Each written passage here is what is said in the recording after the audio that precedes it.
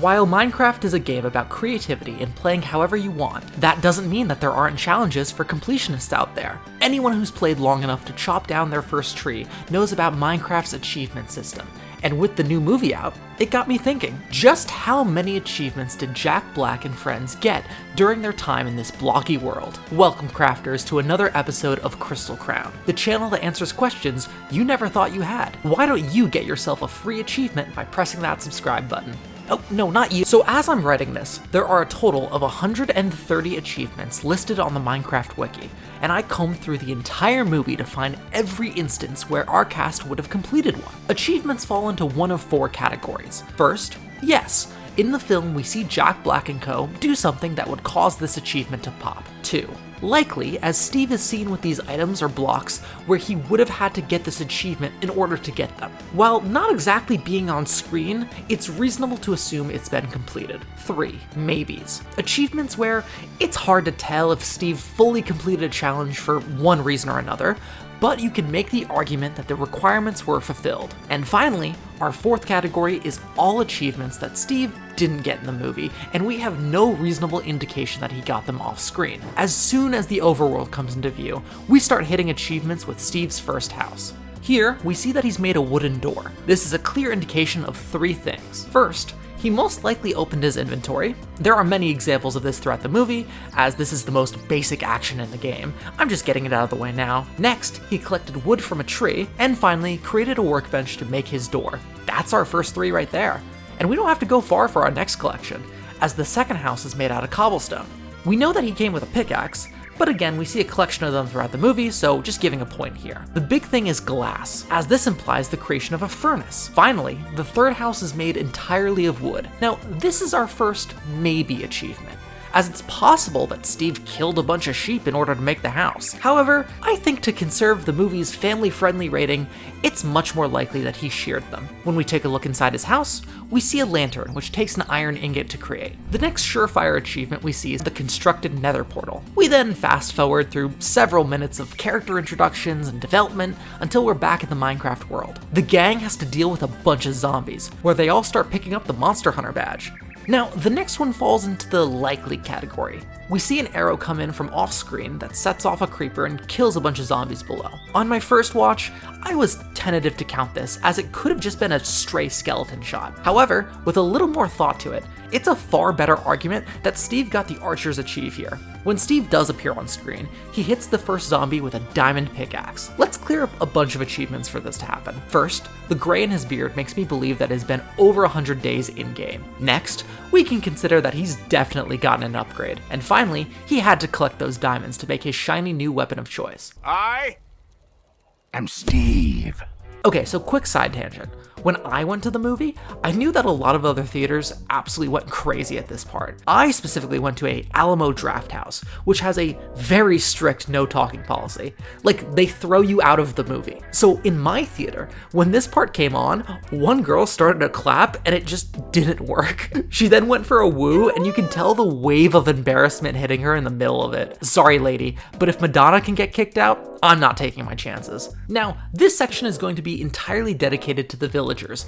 As a whole, it's a 64 stack of maybes here. So for the villager jobs we see in town, there are leather workers, farmers, fletchers, wandering traders, cartographers, weaponsmiths, and even an ice biome villager. Steve has made a ton of improvements to the area himself, implying that he's consistently traded with these villagers. This would explain certain rarer finds like the watermelon seeds and chainmail armor found in his stash. Our two strongest likelies are the haggler and buy low sell high achievements, since considering how long Steve was there, could have easily traded the 30 emeralds, and if he did, would have certainly gotten the second one too. Now, the ones I don't think are as likely are treasure hunter, master trader, and star trader, as their requirements are just too much of a jump in logic to believe that could happen. But let's take a look at what was offered in the trades to see if there's any other maybes in there. I'm working off the assumption that all villagers are at the highest rank, as we see golden carrots and glistening melon slices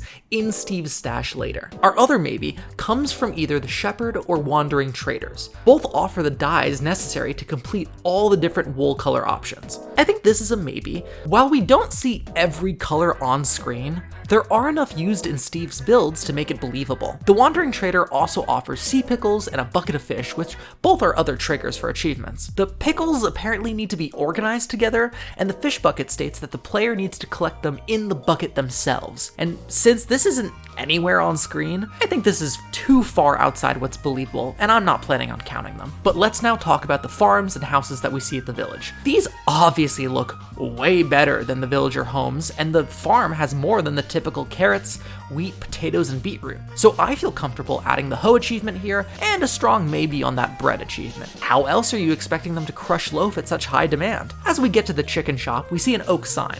Another quick pop. At the chicken shop itself, we have a very specific achievement that I'm awarding a maybe simply on a technicality. So the super fuel action requires you to power a furnace with lava. As it's shown in the movie, lava is placed onto the chicken, instantly cooking it. While this is a pretty standard chicken farming device, it shows that Steve knows how to use lava as a fuel source, and likely something he first tested in a furnace before developing this whole Kentucky Fried crafting device we've seen in the movie. It's a little flimsy, but it's not like Steve's chicken machine looks like it even works. Huh, it actually did cook in it. Well, you learn something new every day. Our next big break comes from the full shot of Steve's stash, which we get a view of from the trailer. We have a full iron armor set. I see 4 potions in total, a dark red one, a light orange one, a light blue, and a darker blue. This is tough because the colors of the potions do matter. Out of the 3 potential options, 2 of our closest colors both require blaze powder to create, which is made of blaze rods. Another quick pickup for our list. In the middle portion, we see a leather helmet and a turtle shell helmet. Okay, so here's where things get weird. The boots of swiftness. See, this isn't an actual item in base Minecraft. Instead, this is a drop found specifically in Minecraft dungeons. A nice nod to the spin-off games aside, this causes issues for me as to how to apply this to our challenge. Since on the wiki it's referred to as an enchantment, I'm gonna say that Steve likely enchanted these himself, so there should be an enchantment table somewhere. And it's a solid maybe that he's upgraded this table with some bookcases, considering how many books we see lying around. Finally, we get to see the first of many golden apples on the shelf. This achievement could pop if anyone decided to eat something in the show other than chicken, but since we don't get to see this, I'm not counting it towards overpowered. In a similar vein, we see the Totem of Undying in a chest. This is an item that everyone expected to be used in a death fakeout in the movie, but since it never was, no achievement. As we move to the forge section of this room, we can knock off the crafting sword part. Obviously, we've been over this, but I still want to use the clip. This is a crafting table. Next, when Henry shoots the spud gun, we get a quick glimpse at the axe collection, the final tool needed to round off this achievement. Now, as our boys are busy with the stash, the girls are talking to a less than helpful cartographer, asking for a map. They actually miss out on 2 potential achievements here by not getting his help, that being Map Room and Treasure Hunter. Another likely I'm awarding is the sound of the bell when the village is getting attacked. While it's not from the typical enemy of the pillagers, the villagers are still getting hurt, which satisfies the conditions. We don't see the next achievement until the elytra section, which we're gonna need to pump the brakes on. So I was under the impression that the furthest Steve had ever gotten in this game was the Nether, but the elytra completely shatters this belief, as this is an item only found in the end, more specifically the end cities. So first, Steve had to enter an end portal and likely killed an ender dragon in order to spawn an end gateway. I say this because while you can technically get to the end cities without a portal, it's way more likely to go through the straightforward system instead. Steve had to have reached these in order to get the 2 wingsuits. So he's killed the ender dragon. Cool. Back to the movie. After some quote, full man sandwich, we see the team actually get a really rare achievement in Supersonic. It shocked me they got this one, using an elytra to fly through a 1x1 gap by moving faster than 40 meters a second. Immediately afterwards, we see some pandas breed, and since it's the only example of this happening in the movie, I'm gonna count it. We skip forward to the mine sections where we get 2 in quick succession. With the triggering of the traps, Garrett the garbage man shows us the first obvious use of dispensers. Garrett is then sent flying into the air by a slime block, and looking at this screenshot, I think it's actually high enough for an achievement on its own. The description never mentions a safe landing though. Now, the next one is another technicality. while not directly dropped, since Steve gave the diamonds willingly in a deal, I'm saying that this likely triggers the diamonds to you effect. Our last mine-based achievement is in the likely category, and it's one of the earliest in the game, on a rail. While they do take one left turn, from that point on, the minecart goes in a straight line through a massive redstone boost section, through a creeper pit, and blasts through the rest of the mine over a large bridge. I feel pretty confident in saying that this is over the distance limit. Now, for the mansion section, there are several missed opportunities for achievements. But first, Chicken jockey! now, while that's happening, let's go join Henry upstairs. Now, originally, I thought we missed the Invoker achievement since none of them got hurt during the mansion scenes. However, do you remember that Totem of Undying? Well, they're actually dropped by Invokers, meaning it's possible that Steve had an early off-screen run-in. Secondly, we see a fully stacked chest of iron, but not one of cobblestone, which apparently constitutes an achievement.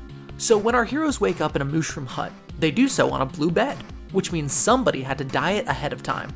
Walking outside, you can see the door to the hut being decorated with 2 trees in flower pots, so add this to the list. Now, as we go to the antagonist side, the Cube of Dominance deserves a quick mention. Apparently, it's another item from Minecraft Dungeons and is a major antagonist in the game. However, when translated into base game, the light coming off it kind of reminds me of a beacon block, which would explain the overarching magical effects the cube has. However, this is just speculation, and since it's done by the bad guys either way, I'm not going to count it. As our team prepares for the final battle, they manage to rack up their scores too. Through a recently collected pile of bones, they managed to tame over 5 wolves, and their army of golems for the bodyguard challenge.